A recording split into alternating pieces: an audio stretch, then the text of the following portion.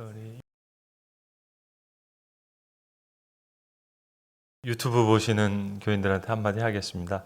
저희 아이들하고 같이 예배 보시는 분들은요, 아이들 빨리 송도에서 교육부 유튜브 보실 수 있게 하십시오. 그 어른들하고 같이 예배 드리면 제가 어려서 해봐서 아는데요, 되게 힘듭니다. 그러니까 자유롭게 우리 자녀들, 우리 전도사님들이 잘 준비한 영상이 있으니까 그거 보게 하시면 좋겠습니다. 대구에 가시면 아주 경치가 좋은 곳이 있습니다. 수송못이라고, 아마 지금쯤 가면 벚꽃, 진달래, 개나리 아주 활짝 펴 있을 겁니다. 아주 대구가 자랑하는 그런 많은 곳인데, 그 곳이 우리가 잘 아는 시 있죠. 빼앗긴 들에도 봄은 오는가. 이상화 시인이 대구 출신이기 때문에 그 시에 배경되는 곳이 바로 그 수송못입니다. 그래서 수송못에 가시면 이상화 시인의 그 시비가, 그 전체가 한 500자 되는 긴 시거든요. 그게 이렇게 시비로 되어 있습니다. 일제강점기에 그 비참한 심정을 고백한 시이기에 대한민국 국민이라면 아마 그 시를 다 사랑할 줄로 압니다. 봄도 아름답지만, 개나리, 진달래, 벚꽃도 아름답지만, 조국을 사랑했던 그 시인의 마음은 더 애절하고 아름답기에 우리 국민은 이상화 시인의 이 시를 좋아합니다. 우리 국어 교과서에 예전에 시를 읽었기 때문에 아마 많은 분들이 아실 겁니다. 지금은 남의 땅, 빼앗긴 들에도 봄은 오는가. 제가 그래도 좀 줄여서 한번 읽어보겠습니다. 나는 온몸에 햇살을 받고 푸른 하늘 푸른들이 맞붙은 곳으로 가르마 같은 논길을 따라 꿈속을 가듯 걸어만 간다. 입술을 담은 하더라 들아 내 마음에는 나 혼자 온 것 같지는 않구나. 너가 끌었더냐 누가 부르더냐 답답하라 말을 해다오. 고맙게 잘 자란 보리밭아 간밤 자정이 넘어 내리던 고운비로 너는 3단 같은 머리를 감았구나. 내 머리조차 가뿐하다. 나비제비야 깝치지 마라. 맨들라미 들맛꽃에도 인사를 해야지. 아주까리 기름을 바르니가 지짐 매던 그 들이라 다 보고 싶다. 내 손에 호미를 쥐어다오. 살진 젖가슴 같은 부드러운 이 흙을 발목이 시들도록 밟아도 보고 좋은 땀조차 흘리고 싶다. 강가에 나온 아이와 같이 짬도 모르고 끝도 없이 닿는 내 호나 무엇을 찾느냐 어디로 가느냐 우서웁다 답을 하려무나. 나는 온몸에 풋내를 띠고 푸른 웃음 푸른 서름이 어우러진 사이로 다리를 절며 하루를 걷는다. 아마도 봄 신령이 지폈나 보다.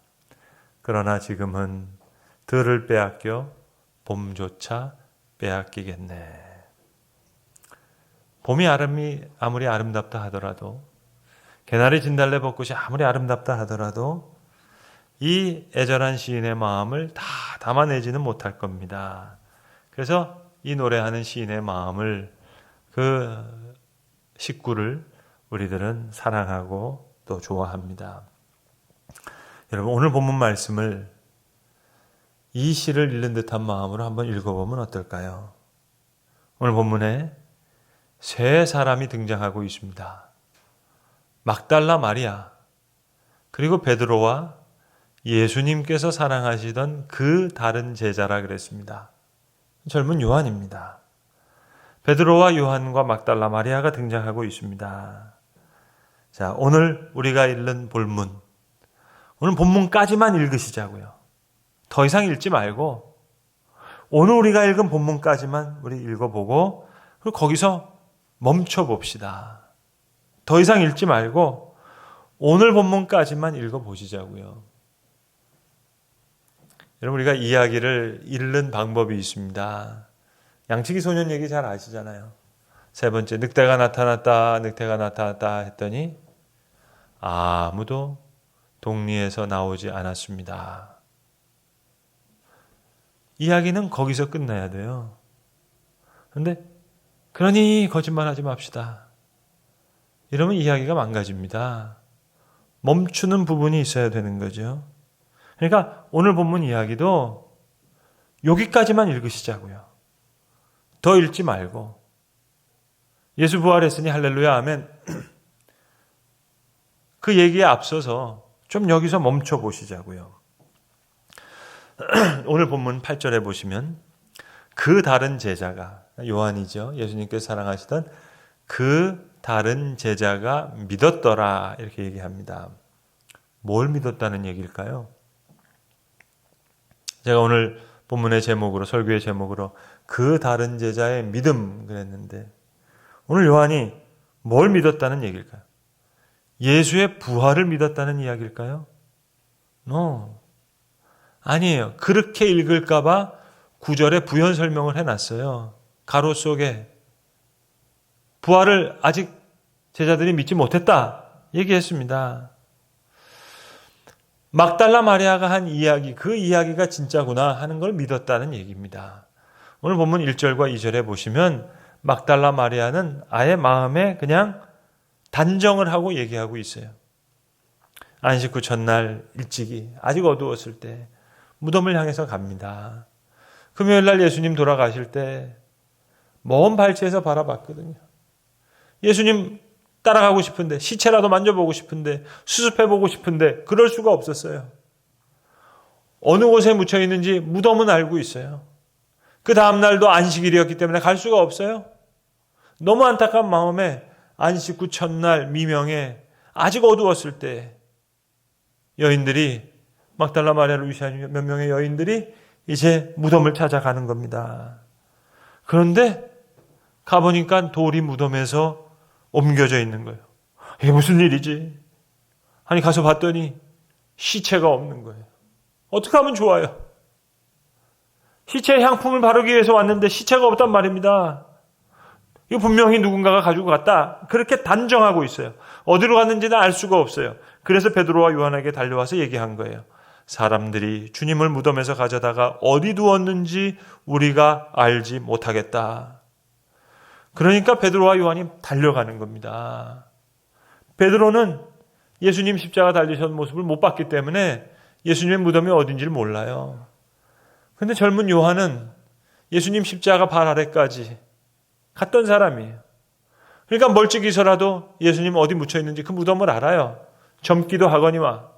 그러니까 달려가는 거예요. 요한이 먼저 도착했어요. 자세히 바라보면서 베드로를 기다리고 있습니다. 구부려서 보니까 진짜 무덤이 비어 있어요. 세마포만 보여요. 베드로가 도착하고 나서 베드로와 요한이 같이 들어가서 보니까 정말 막달라 마리아가 한 그대로 이루어진 거예요. 본문을 다시 보세요. 베드로와 그 다른 제자가 나가서 무덤에 갈새 둘이 같이 다름질하더니 그 다른 제자가 베드로보다 더 빨리 달려가서 먼저 무덤에 이르러. 그리고 구분해서 보니까 진짜 무덤이 비어 있는 거예요. 그래서 8절 말씀하는 겁니다. 그때야 무덤에 먼저 갔던 그 다른 제자도 들어가 보고 믿더라. 막달라 마리아가 한 얘기가 진짜구나. 그걸 믿었다는 거예요. 그래서 9절에 가로를 열어서 제자들은 아직 부활을 믿지 않았다 얘기하는 겁니다. 여러분, 대구 수성못에 피어있는 벚꽃과 개나리와 진달래가 아무리 아름답다 한들, 기가 막힌 봄의 풍경을 펼쳐진다 하더라도, 아무리 잘생기고 멋지고 예쁜 그 아름다운 선남선녀가 그 공원에 와서 봄을 즐기면서 산책을 하고 있어요. 서로가 서로에게 아름다운 사랑을 속삭인다고 해도 빼앗긴 들에도 봄이 오겠는가? 들이 빼앗겨서 봄조차 빼앗기겠다고 노래했던 그 눈물 나도록 아름다운 그 아름다움은 알 수가 없는 거죠. 그래서 오늘 성경은 사람들이 혹 오독할까 봐, 벚꽃, 개나리, 진달래 이것만 아름답다고 이야기할까 봐 가로 속에 이걸 넣어서 얘기한 거예요. 사실 9절의 말씀은 세발 자전거 같은 말씀이에요. 9절을 없이 읽어도 두발 자전거처럼 그렇게 읽을 수 있는 성경의 묘미가 있어요. 우리가 서 있는 지점이 바로 여기입니다. 십자가와 부활 사이에 있어요. 예수님 분명히 부활하셨는데 내 삶의 변화로 나타나진 않았어요. 나는 그래서 번민해요. 아직도 불안해해요. 아직도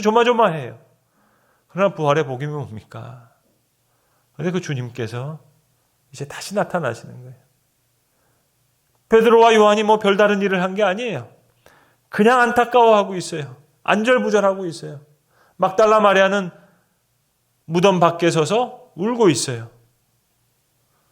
그 막달라 마리아에게 예수님 나타나시고 베드로에게 다시 나타나시는 겁니다. 울고 서 있는 그 모습을 예수님이 사랑하시는 거예요. 이것이 복음입니다. 저랑 제 아내가 20년 전에 결혼할 때요, 저희 결혼식에 오셔서 기도해 주셨던, 결혼식 순서에서 기도해 주셨던 목사님이 계세요. 저희 부부가 참 존경하고 또 사모하는 목사님이신데, 손 목사님이시라고. 그 목사님이 지난 주간에 미국에서 돌아가셔서 이제 장례식을 하게 됐습니다. 남가주 어바인에 있는 베델 한인교회라고요.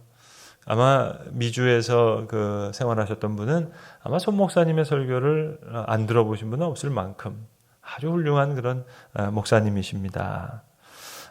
특별히 제 아내는 그 교회에서 자라서 은혜 많이 받고 학생 때부터 선교에 헌신했던 사람이었기 때문에. 근데 이 코로나 때문에 이분의 장례식을 이제 인터넷으로 다 볼 수 있었습니다. 그 큰 예배당에 사모님하고 아들, 딸, 가족만 모여 있고, 그리고 이제 세계에서 그 목사님 장례식을 실황으로 그렇게 보게 되는데, 좀 여담입니다만, 목사님 살아계실 때 교인들하고 왜 장례식을 많이 치르잖아요. 교인들한테 가면은. 목사님이 농담 삼아 그렇게 말씀하시곤 하셨어요. 나 죽으면 나 쏙 빼놓고 당신들 여기서 밥 먹을 거지. 그러지 말라고. 그랬는데 참 하나님께서 손 목사님을 너무 사랑하셔가지고 정말 그 소원을 그렇게 이루어 주시네요. 그분 장례식 때 아무도 식사 못했으니까 다 지금 인터넷으로 보고 있는 거니까. 정말 설교를 잘하시는 분이셨어요. 그래서 저는 이제 유학 중에 이분의 설교 테이프를 많이 들었습니다. 미국은 운전을 오래 하니까 설교 테이프 들으면서 운전을 많이 했거든요. 근데 어제 저녁 이 목사님이 너무 그리워서 그 사모하던 목사님, 늘 테이프로 듣던 그 설교가 너무 그리워서 마침 작년에 여기 서울 오셔서 한 큰 교회에서 집회하셨던 그 설교가 있어서 이게 영상으로도 볼 수 있지만 옛날처럼 운전하면서 듣고 싶더라고요. 그래서 그냥 목사님 설교를 틀어놓고 운전하면서 목사님 설교를 들었습니다. 그 설교의 주제는 절규라는 주제를 가지고 설교하셨어요. 이분이 7년 전에 은퇴하셔서 북한을 위해서 통곡 기도회 이런 거 많이 하신 분이시거든요. 그래서 이분은 미국에 사시는 분이시니까 한국에 오시면 한국에 사는 사람들의 모습을 외부인의 시각으로 좀 보실 수 있잖아요. 그래서 이런 얘기를 하시는 거예요. 이런 사람 저런 사람이 다 어딘가에 몰두해 있는 것 같다고. 트럼프 대통령은 재선을 위해서 몰두해 있고, 시진핑은 그저 중국과 미국의 경제전쟁 때문에 거기에 몰두해 있고, 목사님들은 설교 준비하려고 몰두해 있고, 장로님들은 당회하는데 몰두해 있고, 국회의원은 뭐 총선에 몰두해 있고, 서울 와서 지하철 타보니까 청년들은 스마트폰에 몰두해 있고, 국민들은 정부가 주는 공짜 돈에 몰두해 있고, 장군들은 진급과 연금에 몰두해 있고, 민노총은 파업에 몰두해 있고, 청소년들은 연예인 스타들에 몰두해 있고, 가난한 사람들은 부자들 공격하는 데 몰두해 있고, 부자들은 이 나라 떠날 생각에 몰두해 있고, 그리고 좀 살만하니까 뭐 여행이다 골프다 반려견에 몰두해 있고, 미국 사는 사람이 이렇게 얘기하는데 많이 틀렸냐고 물으시면서 우리 하나님한테 한번 절규할 때 아니냐고, 지금이라도 이제라도 그러면서 절규에 대한 설교를 하시는 거예요. 한마디 외침. 여러분, 부활절로 너무 빨리 넘어가지 마시고요. 절규 없이 십자가 부활 사이에 우리가 있잖아요. 오늘 막달라 마리아, 베드로와 요한도 예수님 분명히 부활하셨는데 아직까지 주님이 다시 나타나지 않으니까 이게 부활신앙이 아직 이루어지지 못해서 그냥 절규하고 있는 거예요. 어떡하지? 어떡하지? 그럼 울어야죠, 여러분. 그런데 우리는 그동안 마치 정답을 다 아는 사람처럼 말입니다. 그저 그렇게 살아왔던 것은 아닌가. 오늘 요한처럼 어떡하지? 무슨 일이지? 지금 도대체 뭘 어떻게 해야 되지? 두리번거리면서 혼란스러워하는 이 모습 너무 아름답잖아요. 사실 어쩔 줄 몰라서 지금 무덤 밖에 서서 울고 있는 막달라 마리아 너무 아름답잖아요. 이 자리에 좀 머물러 있어도 좋을 것 같아요. 그 다른 제자의 믿음, 이 믿음이라도 좋아요. 부활했다는 그 믿음이 아니에요. 막달라 마리아 한 얘기가 진짜구나 하는 그 믿음, 정말 시체가 없어졌구나, 누가 가져갔지? 그 믿음, 오늘 요한의 이 마음이라도 우리가 배울 수 있다면 너무 빨리 넘어가지 말고 좀 더 안타까워하고 있고 좀 더 애달파할 수 있는 그 장면이 너무 아름다워요. 누가복음 24장에 보시면 예수님께서 엠마오로 가던 두 제자한테 나타나시잖아요. 그 두 제자의 이름이 글로바라 하는 한 사람과 또 다른 한 사람이라 그랬습니다. 그 또 다른 한 사람이 누구냐에 대해서는 학자들의 생각이 좀 분분합니다. 어떤 사람은 글로바의 아내였을 거다 얘기하는 사람도 있고, 누가복음을 기록하는 누가가 아니었을까, 여러 가지가 있지만 만약에 글로바 부부라고 한번 생각해 봅시다. 그런 글로바의 아내는 마리아라고 예수님이 십자가 돌아가실 때 그 밑에 있었던 여러 여인 중에 한 사람이거든요. 분명히 예수님 본 사람이에요. 예수님 사랑했던 사람이에요. 그런 제자예요. 길을 걷고 있는데 예수님을 못 알아봅니다. 그때 예수님께서 그들에게 모세로부터 예언자들에 대한 모든 말씀, 자기를 향해 말씀하신 이야기들을 쭉 얘기해 주시고 저녁에 떡을 떼자 엠마오로 가던 두 제자의 눈이 밝아지는 거예요. 그러면 예수님께서 그 두 사람에게 줬던 선물이 뭐죠?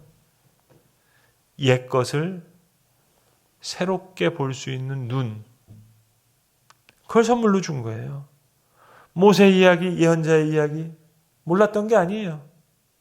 오히려 핀잔하듯이 예수님한테 얘기하잖아요. 예루살렘에서 일어난 일 당신이 몰랐습니까? 이런 일 저런 일 다 일어났는데 예루살렘에 일어난 일 자기가 안다고 생각했어요. 그런데 몰랐어요. 옛 것을 새롭게 보는 눈을 하나님께서 예수님 통해서 선물로 주시니까 저들이 길을 돌이켜 엠마오로 가던 두 제자가 다시 길을 돌이켜 예루살렘으로 돌아가는 겁니다.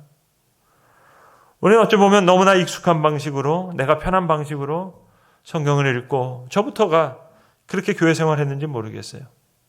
큐티하면서 성경을 많이 읽긴 읽었는데 맥락은 거두절미하고 내가 읽고 싶은 대로 내 소원과 욕망 성경에 투사해서 내가 듣고 싶은 말 성경으로 하여금 하게 한 것은 아닌지. 예수님은 옛 것을 새롭게 보는 눈을 엠마오로 가는 두 제자에게 선물로 주시는 거예요. 여러분, 누가 정답을 알고 다 생을 살아갈 수 있겠습니까? 우리 다 십자가 부활 사이에 여기 있잖아요. 그래서 번민하고 있고 고민하고 있고 애타하고 있고 어떨 땐 안절부절하고 좌충우돌하기도 하고, 부활의 소식이 뭐겠습니까? 그러나 주님께서 다시 나타나셔서 우리의 어두운 눈을 밝히시고 옛 것을 새롭게 볼 수 있게 하시는 그 귀한 눈을 우리에게 허락해 주시는 거예요.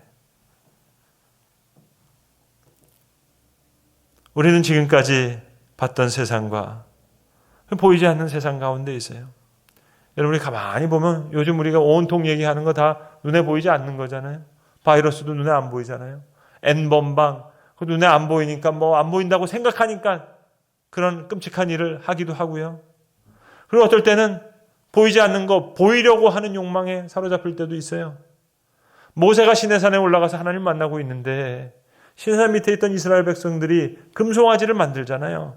볼 수 없는 거, 보이지 않는 것을 보이려고 하는 욕망 속에 살아가는 자들이 있습니다. 그러니까 우리는 보이지 않는, 그러나 보이려고 하는 욕망 어딘가에 우리는 길을 잃고 방황했는지도 몰라요. 주님 선언하시잖아요. 보지 않고 믿는 자가 복이 있다. 여러분, 그 말씀의 뜻이 뭘까요? 그냥 무조건 의심하지 말고 무조건 믿으라 하는 그런 단세포적인 자기 확신을 요구하는 말씀일까요? 주님께서는 오히려 당신의 상처를 보여주시잖아요.